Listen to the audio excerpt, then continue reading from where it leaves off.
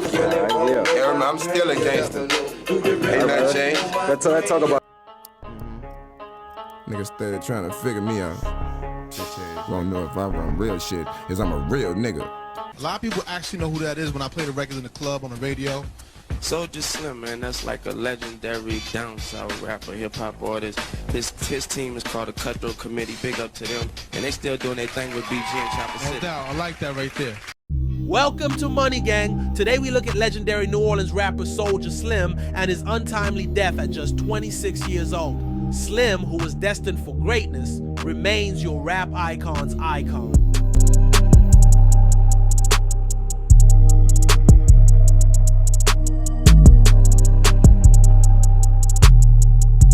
The scant mentions of Slim in legacy media over the years have nearly all concerned his murder, one of the more prominent cold cases in rap.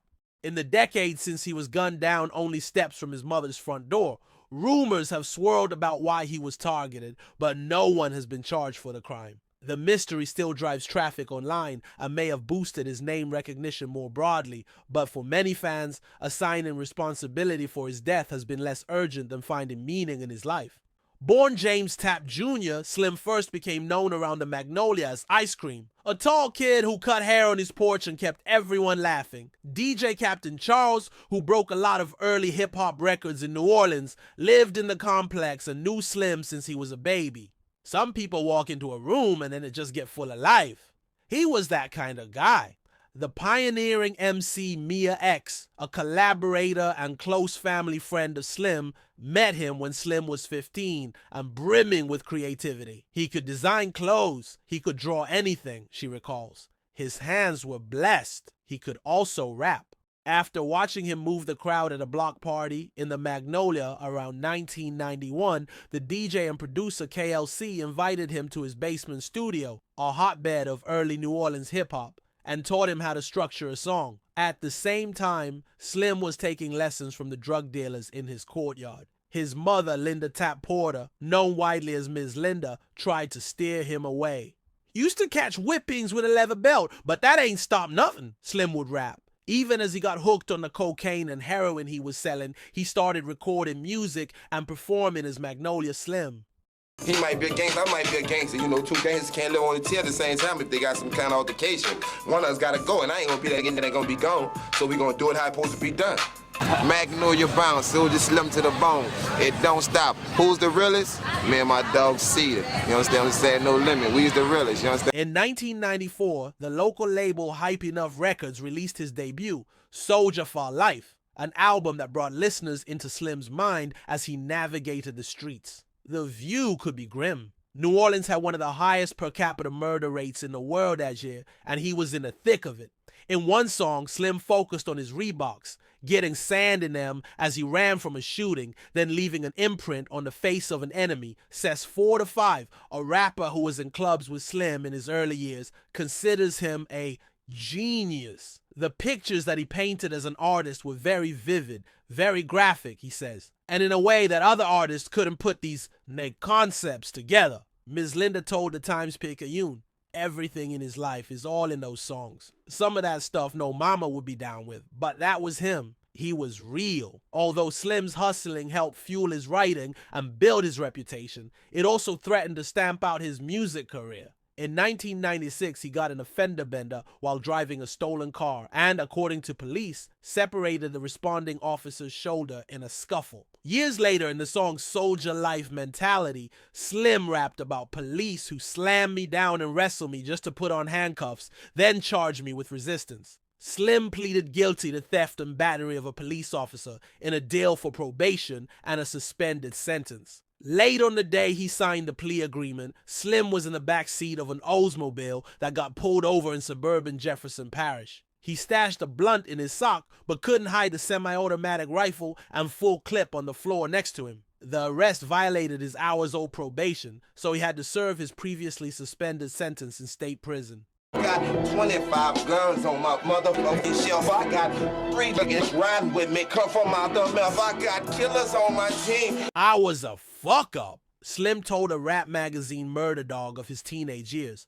But the older I got, the more wiser I got. In prison, he went off hard drugs and filled legal pads with lyrics. He had quit high school after his sophomore year, but according to Mia X, he became an avid reader thanks to an older inmate. When he got out in 1998, she and Slim swapped copies of Francis Cress Welsing's The ISIS Papers, Sister Soulja's memoir, and the pulpy crime novels of Donald Goines. At that point, fortune smiled. KLC had joined the production team at No Limit Records, which was blowing up the Billboard charts. He brought Slim to No Limit impresario Master P, who made a handshake deal for him to record an album as Soulja Slim. Slim used the cash for a down payment on a duplex. Ms. Linda and his younger sister, who goes by Peaches, moved downstairs, and he moved upstairs, where he could build a studio. Soulja Slim was that next thing that we could relate to, somebody that's really out there thugging, living that life. Slim's No Limit debut, Give It To Him Raw, including a track with Snoop Dogg, could have catapulted his career, but he couldn't take advantage of it. 2 days before its release, police pulled him over, ostensibly to measure his window tinting, and arrested him for possession of a loaded handgun and a blunt. Prosecutors eventually dropped that case, but soon after he pleaded guilty to possession of the rifle in Jefferson Parish from 2 years earlier and went back to prison. When Slim got out in 2001, having spent 6 of his 23 years behind bars, he was more determined than ever to break through as an artist. He recorded a second album for No Limit, The Streets Made Me, which included Soulja Life Mentality, a song that looked beyond the daily grind of hustling to how Slim felt as a black man in this white world. But Slim's evolution wasn't a priority for Master P, who concentrated the label's promotional resources on other projects. If you are new around here, please take the time to like and subscribe. It's free and only takes a second. Thanks.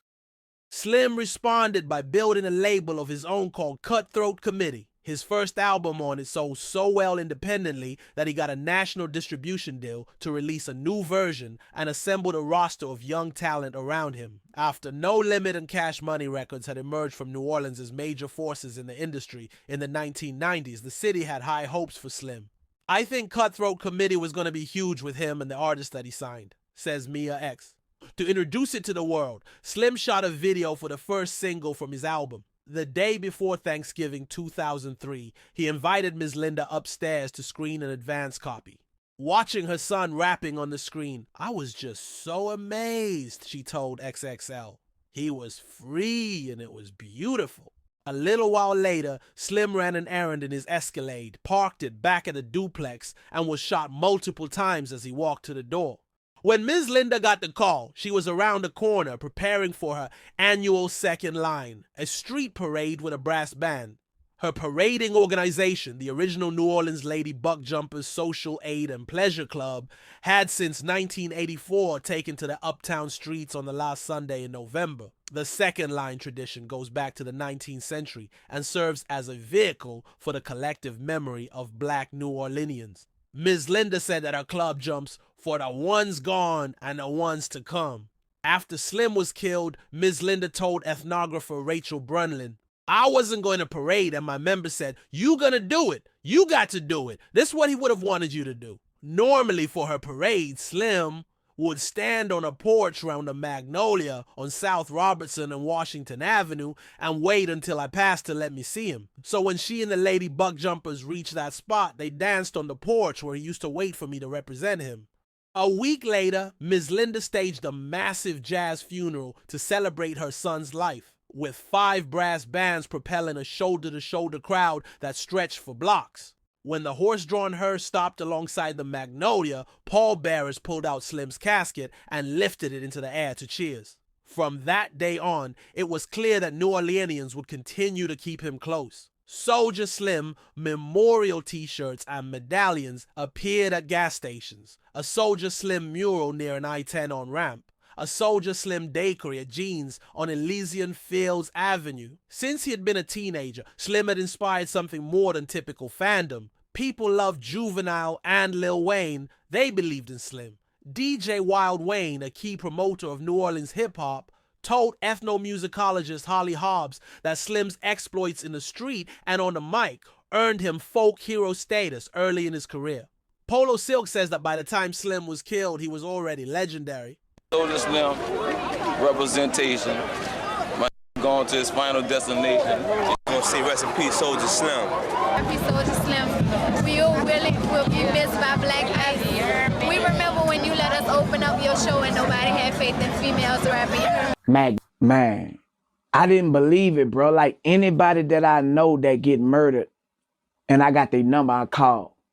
You know, I called his phone up. I called his phone.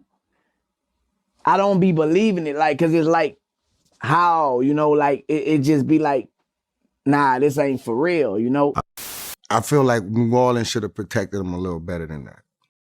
Nah, well, I told somebody like this, man. Soulja Slim was like before his time too, a little bit, but I would say he embodied like New Orleans. So straight up out the know you. Then we got Step Up. Here's that. Straight up out the know you. You know what I'm talking about? He used to be rocking with Bill, but I don't think everything worked out, so it's cutthroat to the meat show right now. You understand what I'm saying? We don't need nobody else but God. That's all we need. You understand what I'm saying? Everybody else is sour. You know what I'm saying? Everybody, family, turn your back on you, everything. You know what I'm talking about? Well, you know one day you got a soldier like me. I'm gonna stay solid, baby, to the bone crusher. You know me. You know, Wayne the best rapper ever come from New Orleans. I'm gonna be real. Him and Mystical. You know what I'm saying? Mystical. When I say Soulja Slim, if he didn't have more time, he was going. He was coming. I remember when you first put me on. I remember when you walked in the studio, it was like, bruh, this man is the closest thing to Tupac, and I fell in love with him. And me and that nigga was like roommates when I went down there. He was. You know, there's a lot going on. People was like, man, Master P killed my dad and all this and that. But first of all,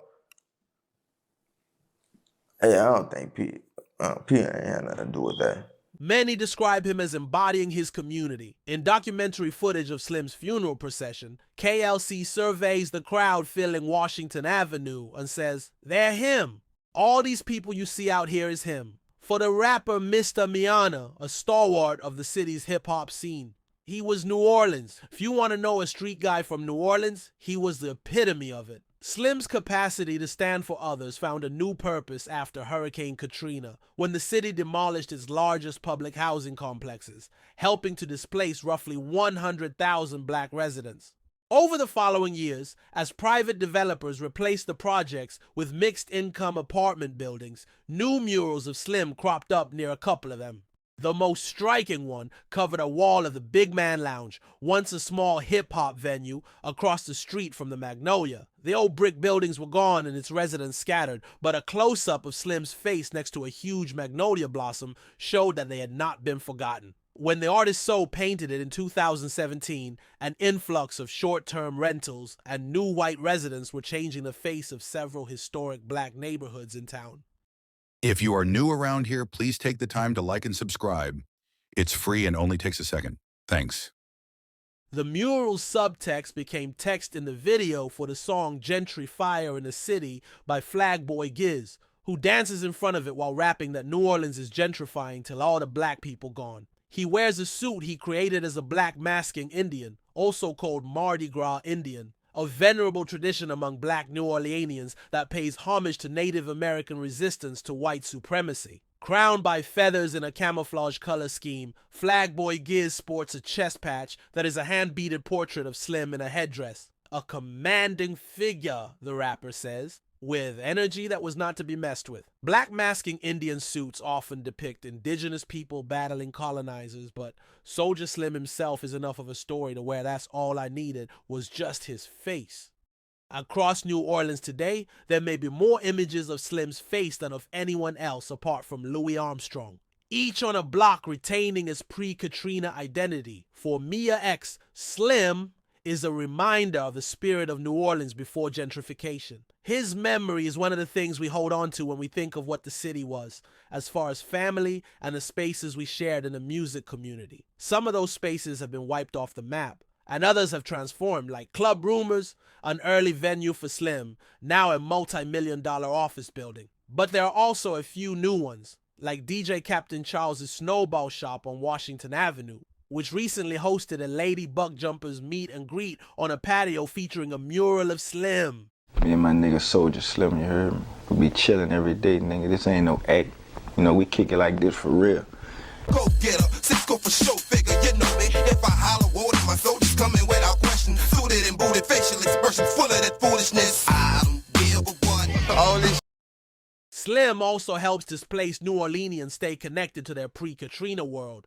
Captain Charles says that when he DJs shows out of town, people from New Orleans are going to request Soulja Slim.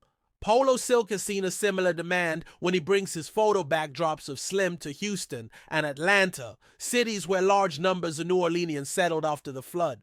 Slim's hallowed place in hip-hop nationally evolved over the course of years, starting with tributes from rappers who had known him, like Juvinle, and who had grown up with him in the Magnolia. After Slow Motion hit the charts, Juvinle shot a video featuring folks in the complex wearing shirts and holding signs that read, "Rip Soulja Slim." Lil Wayne shouted him out repeatedly as he rose to superstardom in the 2000s, when rap aficionados were parsing his every word. References to Slim later spread upriver from New Orleans to Baton Rouge, Boozy, then Kevin Gates, and over to Atlanta, Jeezy, Gucci Mane, T.I. By the mid-2010s, more than a decade after Slim's murder, Rick Ross started rapping about him, as did Future and Kodak Black. By 2020, former Magnolia resident Jay Electronica had Jay-Z featuring on his track, The Ghost of Soulja Slim. Although these marquee artists raised Slim's standing, invoking him also reinforced their own. As Mia X puts it, they want to be connected to the real. Slim was a paragon of authenticity, a peer who was never watered down or co-opted by the entertainment industry or pulled away from his community by fame. Even after he had moved out of the Magnolia, he hung out there all the time. For a wave of rappers coming of age now, Slim is canon. G Herbo name-checked him on his top 10 album PTSD in 2020. When the Def Jam rapper Fredo Bang got clearance to use a hook of Slim's on a new track of his, he said he didn't feel deserving of listing Slim as a featured artist. Slim's sister Peaches, who made that deal, says that young rappers love her brother. They look at him like Tupac or Biggie Smalls. He was what Tupac is to Oakland and California, right? Soulja Slim or Tupac? Soulja Slim. Soulja Slim like our New Orleans Tupac. Was he one of the coldest to ever come out of Louisiana, bro? Right. And then penitentiary niggas respect him. As Slim became a touchstone for artists, he also attracted a following online, where a universe of videos and social media posts racked up millions of views. Slim was a subject of the 2004 documentary New Orleans Exposed, the source of candid footage later shared widely on the internet that still gets quoted regularly by friends and fans. Because so little of Slim's life was captured on video, these glimpses of him laughing with his friend and collaborator BG, showing off his guns, and hanging out on the parkway became precious relics. For Flagboy Giz, the few minutes of footage are another thing that made Soulja Slim iconic. Then there are the hours of online content about Slim's murder. In 2003, police arrested a reputed hitman, Garrell Smith, alleging that he had been paid $10,000 to kill Slim. But with no eyewitness to the shooting, the district attorney dropped the case, and Smith was killed in an apparently unrelated incident in 2011. First of all, Soulja Slim, Magnolia Slim, he the first one put my name in the song too. What happened was, he tall, you know, I'm short. And he had this thing where he just stare. He just look at you. But I know I was a little older than him, right? But I'm like, eh. So one day, that's the people with the killers, the black and more, you know, the older group. So I had the Mac 11, and I pulled my shirt up and flexed on him. And he just looked at me. So his son, mother, Magnolia Dana, saw me coming up the courtyard, and she went in the hallway, got the Mac 90, a chopper. Man, we had SKSs, AKs, and Mac 90s back then. And she went and got the little, it's a Mac 90 with the little hole in the wood in the back. But anyway, and she handed it to him, and he up, like, you know, he had like, let me know, like, now I got you. The motive in Slim's murder was uncertain. Detectives told the Times-Picayune that they believed that it had something to do with the record industry and a rival record label. Public speculation turned to Master P, whom Slim had targeted in a diss track after leaving No Limit, but police never named him. At the same time, Slim's history of entanglements on the street held the possibility that someone else had had a score to settle. With no further action from law enforcement, the director of New Orleans Exposed, known as Video Wayne, and others, including the popular and controversial YouTuber DJ Vlad, explored the case. The best of these videos include oral histories from Slim's inner circle, offering a kaleidoscopic view of his cutthroat committee era, if not answers about his demise. Many veer into tabloid sensationalism. Peaches says that a lot of this material is not true, and that much of it emphasizes gangster stories while leaving out other facets of her brother's life. After ignoring it for years, she joined the fray in 2020, going online to respond to a documentary about Master P and accusing him of having played a role in Slim's killing. WeTV's series Hip Hop Homicides addressed the issue in a 2022 episode in which Master P professed his love for Slim. He said that Slim had been killed because he went back on hard drugs and got caught up with the streets. The show followed Master P's suggestion, but Peaches says that Slim was only smoking marijuana at the end of his life. And Slim himself, who was open about the subject, said in a 2003 interview that he'd stayed off hard drugs after getting clean in prison. Followers of the saga were left with more conjecture to toss around on the internet. You know, Soulja was a little nutcase, you know? A lot of pocket lot shooting for no reason. But Slim did his thing, like, you know what I'm saying? And didn't really care about records. Slim owned companies. Slim had niggas from the Magnolia ain't with Calio niggas, and that's some shit that would. Yes, that's what I said. He really didn't give a fuck about the rules, so. Yeah, In 2019, Peaches started a clothing line, the Soulja Slim Collection, and fielded orders from as far away as France. In 2021, a Texas company reached out to her about licensing Slim's image for a soft drink. The label of Soulja Slim Strawberry Soda mimics the cover of Give It To 'Em Raw, with Slim's gold teeth glinting while missiles fly over his shoulders. Peaches has a branded refrigerator case at home, so her daughter gets to see her uncle every day. In 2022, Peaches, along with Ms. Linda and Slim's son, who raps as Lil Soulja Slim, helped program a ball celebrating the rapper. The event, produced by the high-end clothing brand M-Line, underscored Slim's influence on fashion. In 2017, long after Slim had called his Reeboks Soldiers, and with No Limit had helped popularize camouflage clothes, Reebok issued a Soulja shoe with camouflage detailing. For the 20th anniversary of Slim's death in 2023, Peaches tried to mount an exhibition of her brother's outfits, handwritten lyrics, and other personal effects, but she couldn't get a call back from any museum or cultural organization to host it. Peaches put the exhibition on hold, but didn't let the milestone pass unacknowledged. On the most prominent billboard in town, overlooking the expressway by the Superdome, she posted a picture of Slim smiling in front of the Magnolia and a message, "Real soldiers never die." Ms. Linda marked the anniversary, as she has every previous one, returning to the place where her son used to wait for her second line. The Lady Buckjumpers parade stopped there after Katrina when the Magnolia was sealed off, kept coming after the complex had been demolished, and when a new building opened on the site, continued on a friend's porch. Last November, they danced down Washington Avenue ahead of the TBC brass band in green suits and derbies, waving fans of green and yellow plumes. Thousands of second liners followed them to the porch, just past Polo Silk's cutout of Slim, to honor him. Slim always called Ms. Linda my backbone. Mia X says that he adored his mother. He was Linda's best friend. Their bond, affirmed every Thanksgiving weekend, undergirds the community's remembrance of the rapper. Explaining her commitment to her son, Ms. Linda told Brunlin, "He took care of me and I miss him. And he's still doing his little thing even though he's not here." Meanwhile, personal tributes to Slim continue to pop up. French Montana referenced him in a song, and just a couple of weeks later, NBA star Zion Williamson, who plays for the New Orleans Pelicans, made a post-game appearance in an airbrushed Slim t-shirt. In the years since, reverence for Slim has spread to the upper echelons of hip-hop culture. Lil Wayne rapped, "Soulja Slim was a leader. Who am I not to follow greatness?" Referring to Slim, Jay-Z rapped, "I'm a soldier from that mode. I'm the ghost of him." Rihanna recently dined out in a Slim t-shirt under a kimono coat and several strands of pearls. Soulja Slim isn't a household name. He's something rarer, an icon's icon. Thanks for watching. Rest in peace, Soulja Slim.